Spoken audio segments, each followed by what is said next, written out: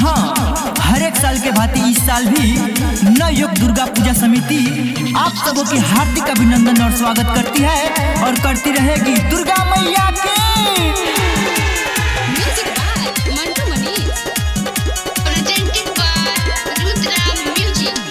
बेटिया के मूर्ति निकल गईल, चौतारा के मूर्ति निकल गईल, बगहा के मूर्ति निकल गईल, पतिलार के मूर्ति निकल गईल।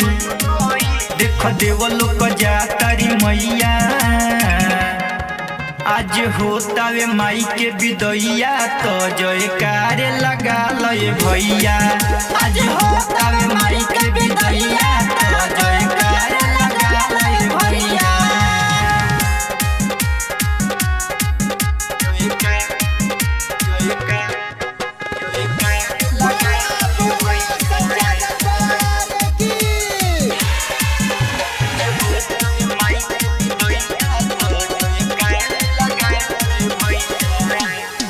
कोइले बाड़ी सिर की सवारी हई जगत के माई हो, छोड़ी बेटावा दुआरी देखो देवलो के जाली हो।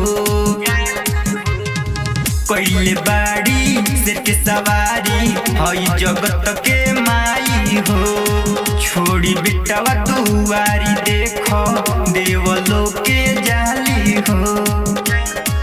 तनी दोना बहारी गे रहिया, आज होता वे माई के विदैया, तो जयकार लगा लय भैया। आज होता वे माई के विदैया, तो जयकार लगा लय भैया।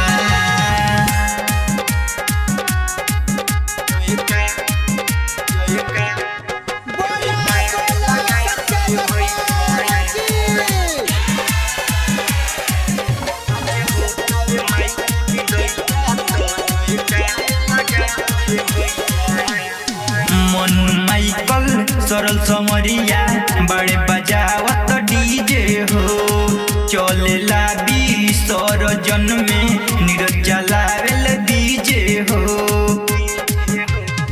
मन माइकल सरल समरिया बजावता रे डीजे हो, चलेला विसर्जन में नीरज जलावेल डीजे हो। पार कदी है सब कर नैया,